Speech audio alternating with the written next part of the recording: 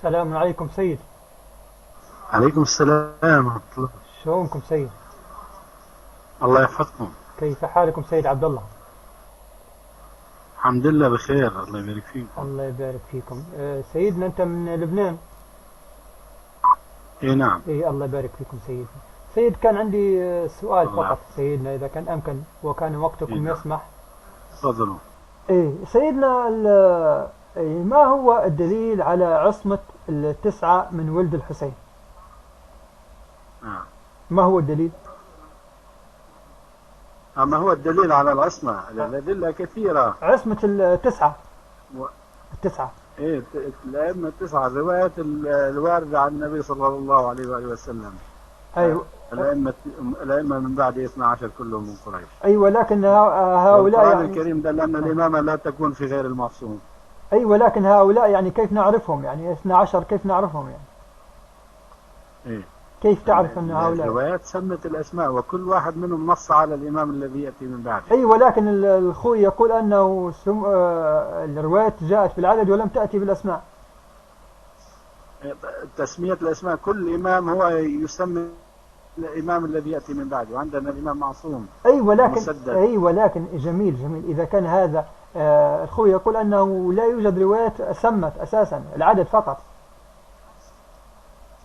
ولا نحتاج مع وجود تحديد الإمام من كل إمام سابق، يعني روايات مثلا الحسن والحسين إمامان، هذه سمت أو لم تسمى؟ إذا النبي ما سمى يعني.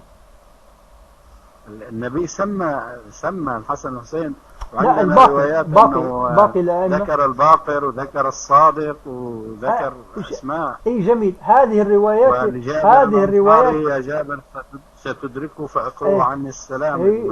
اي جميل، هذه الروايات الآن يعني الخوئي يقول أنها غير صحيحة. لماذا؟ لقال أن الروايات جاءت بالعدد ولم تأتي بالأسماء. إذا الروايات التي تقول هذا الكلام هي يعني ما تصح أساسا في هذا الأمر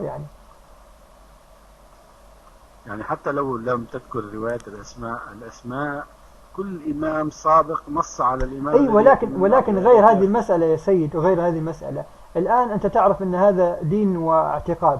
طيب إذا كان النبي لم ينص على هذا، إذن النبي ما بلغ بهذه المسألة. كيف لم ينص على هذا؟ النبي قال الأئمة من بعد 12. هو عدهم ولكن لم يسميهم. إذن هو النبي ما بلغ. يعني هل النبي والعياذ بالله هل ينطق عن الهوى ليقول للأمة أن هناك 12 إماما والأمة لا تعرف من هؤلاء الأئمة؟ أين الدليل؟ ولا يمكن تشخيصهم؟ أين الدليل طيب على أن النبي بلغ بأسمائهم؟ ما في دليل يا سيد عبد الله. لا، حتى لو قلنا النبي لم يذكر الأسماء، ألم يقل النبي أن الأئمة 12 كلهم من قريش؟ هذا كلام عام. كلام ليس له معنى. هذا كلام يعني. الآن لو قلنا ماذا؟ قلنا أن الإمام بعد الباقر ليس جعفر بل أخ جعفر. من يقول لا ليس هو؟ أين الدليل على ذلك؟ ما في دليل. لأن جعفر هو الذي نص على أن الإمام هو ولده. أين النبي قبل ذلك قبل جعفر؟ لم يؤمنوا بهؤلاء 12 بالأسماء. إذا لم يؤمنوا 12 بالأسماء. لا، هو لا يشترط أن يؤمن بأسماء الأئمة إذا كان سابقا لعصر بعض الأئمة. إذا أنا كيف أؤمن؟ إذا من مات في حياة النبي هو مطلوب أن يؤمن بإمام زماني. من مات ولم يعرف يعني لا يشترط أن يؤمن. يعني لا يشترط الإيمان بالأئمة 12 بأسمائهم. بالروايات ذكر النبي بعض أسماء الأئمة، بعض الروايات ذكرت الأسماء وبعض الآخر يعني النبي ما ذكر الأسماء كلها. صحيح؟ ليس شرطا. كيف ليس شرطا؟ هذا تبليغ، هذا دين، هذا أصل من أصول الدين. هو هذا الدين، هو بلغ النبي قال لهم أن الأئمة 12. إذا 12 ولكن لم يبلغ بالأسماء، وهذا دين، هذه عقيدة. يعني أنا أريد أن أعرف أئمتي. يعني أن النبي صلى الله عليه وآله وسلم يجب أن يقول للناس فلان ابن فلان ابن فلان حتى تهتدي الناس إليه. هذا نعم هذا هو تبليغ. لهم أمير المؤمنين عليه السلام يا سيد وقالوا أن نبيكم لا يهجر. الإمامة يا سيد، الإمامة يا سيد عبد الله، كيف يسمي 12 إماما وهم علي بينهم وقاموا بوجه النبي؟ يا سيد يا سيد، كان لا يأمن النبي، كان يخاف منهم، من هؤلاء الجماعة. يعني يخاف من التبليغ، يعني يخاف من التبليغ الرسالة يعني. كيف الله سبحانه وتعالى يقول له وإن لم تفعل فما بلغت رسالته؟ إذن هو ما بلغ يعني. يعني كيف الله يقول له وإن لم تفعل فما بلغته؟ لماذا النبي كان مترددا؟ كيف متردد؟ يعني أنت تقول أن النبي مترددا ولاية يعني أمير المؤمنين؟ يعني أنت تقول أن النبي كان يخاف من تبليغه. النبي كان مأمورا أن يبلغهم يوم الغدير بولاية علي بن أبي طالب. أي الله سبحانه وتعالى قال له وإن لم تفعل، يعني إن لم تبلغ الولاية فما بلغت رسالته. يعني كان هناك حالة من التردد عند النبي لأنه يخاف من ردة الفعل. وهذا ما حصل يوم حينما قال أن نبيكم لا يهجر. طيب جيد جدا، ولكن لماذا النبي لم يتردد ويخاف من تبليغ التوحيد؟ لأن هناك جماعة يترصدون النبي ويريدون الانقضاض على دعوته. الآن يا سيد عبد الله، ماذا فعل بني أمية بالإسلام؟ الآن يا سيد عبد الله، الآن الأهم التوحيد أم الإمامة؟ الإمامة والتوحيد هو أصل الدين، هو التوحيد. ولكن حفظ هذا التوحيد وصيانة هذا التوحيد يحتاج إلى إمامة. أي جميل. إذا النبي لم يتردد في التوحيد وتردد في الإمامة. لا النبي، لأن التوحيد لا يتعارض مع مصالح البعض، الإمامة تتعارض. كيف لا يتعارض مع مصالح البعض؟ هذا توحيد لله، هذا يعني الدين مستقيم. يعني أنت أما تقبلهم لا تقبل النبي. هؤلاء بعض الذين كانوا حول لا يحاربون على التوحيد، همهم لم يكن أن يقفوا بوجه التوحيد، همهم أن لا تذهب الخلافة لغيرهم. طيب جميل. ولذلك حينما قال ائتوني بكتف ودوات أكتب لكم كتابا لن تضلوا قالوا إن نبيكم لا يهجر. ما هو هذا الكتاب؟ ما هو هذا الكتاب يا سيد؟ هو النبي قال ائتوني أكتب لكم كتابا لن تضلوا بعد. ما هو الكتاب؟ ما هذا الكتاب؟ هم فهموا المراد، فهموا أنه يريد أن يكتب لهم ما أوصاهم. لا يا سيد أنت يعني ما أظن أنك دخلت في نفس أحد. أنت الآن تقول أنه ماذا هذا الكتاب؟ ما هو فيه؟ ما الكتاب ما المكتوب فيه يعني؟ مثل ماذا يعني؟ أنا أسأل سؤال. عندما يقول أحدهم إن نبيكم لا يهجر، لماذا قال هذا الكلام؟ من قال؟ من؟ الخليفة الثاني. وأين دليل؟ ارجع إلى صحاح أهل السنة. لا يوجد. أهل السنة يذكرون. أعطيني إن نبيكم لا يهجر. قال انصرفوا عني، لا ينبغي عند نبي النزاع. إذن ليس عمر قال هذا؟ هو عمر الذي قال إن نبيكم لا يهجر. يريد رواية ضعيفة مش صحيحة، ضعيفة تقول أن عمر قال يهجر. طيب لماذا النبي لم يكتب لهم الكتاب؟ إذا النبي لم يبلغ. لا، النبي بلغ ولكن أراد أن يؤكد ما بلغه بكتاب، لكنهم رفضوا. خلاص إذا كان بلغ لماذا يريد أن يؤكد؟ هو بلغ وهو أخبرهم، ولكن خاف أن يخالفوا تبليغه، ولذلك أراد أن يكتب. وإذا كتب كتاب يعني ما هو الهدف من الكتاب إذا كان هو خائف من أنهم لن يفعلوا بهذا الفعل؟ إذا حتى الكتاب لن يفعل شيئا أساسا، لأنه هو بلغ أساسا. يعني إذا كان تمسك، يعني إذا كانت انطلت على البعض بوجود الكتاب لا تنطلي عليهم. كيف يعني؟ البعض يمكن مع وجود الكتاب لا تنطلي عليه خدعة. يعني النبي بلغ كما تقول يا سيد عبد الله في غدير خم 70,000 أو 100,000 شخص. الآن أي أوثق 100,000 شخص أم كتاب يكتبه مع علي بن أبي طالب؟ ما هو الله سبحانه وتعالى أخبره وما محمد إلا رسول قد خلت من قبله الرسل أفإن مات أو قتل انقلبتم على أعقابكم. انقلبوا يعني. الرواية يقول يوم القيامة النبي يقول أصحابي يقال له لا تدري ماذا أحدثوا من بعد. الآن النبي كتب هذا الكتاب أم لم يكتبه؟ هم رفضوا أن يكتب الكتاب.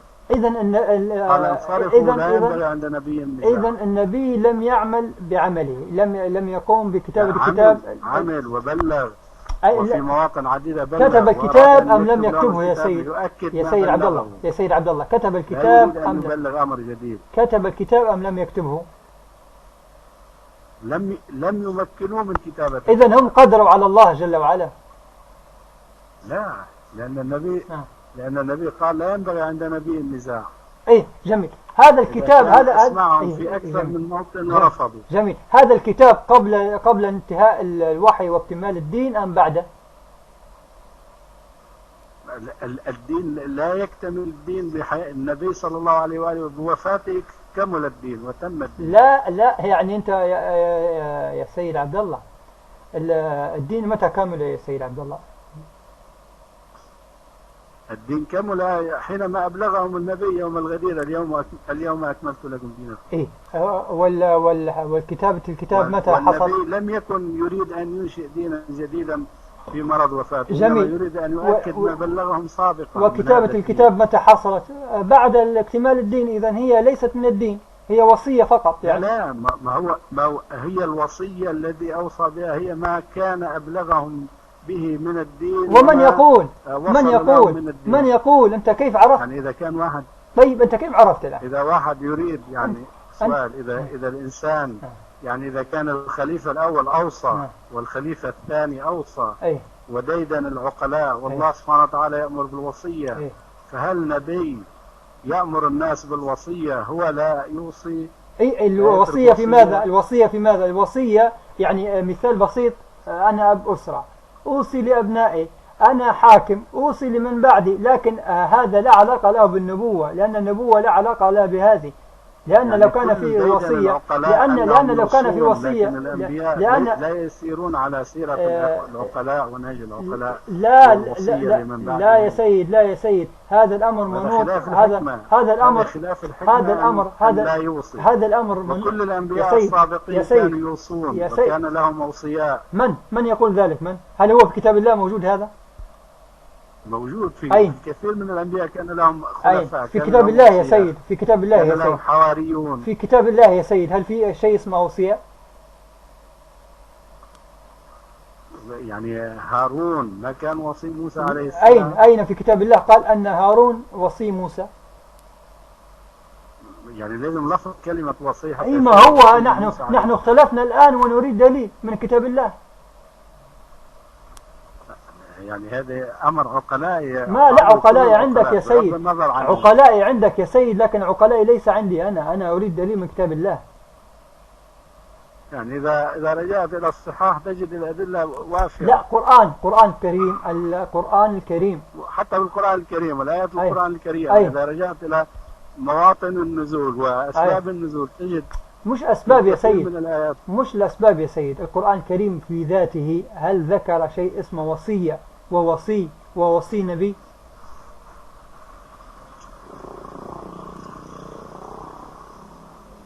سيد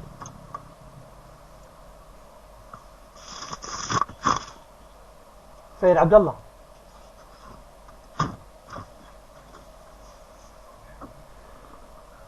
يا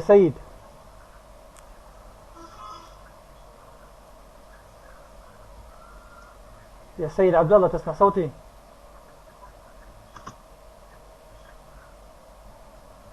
سيد عبد الله جاي يسمع صوتك يا سيد.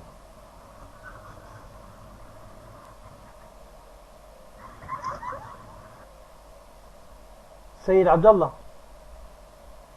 انقطع الاتصال. السيد عبد الله يبدو أنه يستمع إلى صوتنا ولكن لا يرد، وهذا هو الإشكال يا شيعة. نحن الآن وصلنا إلى نقطة حاسمة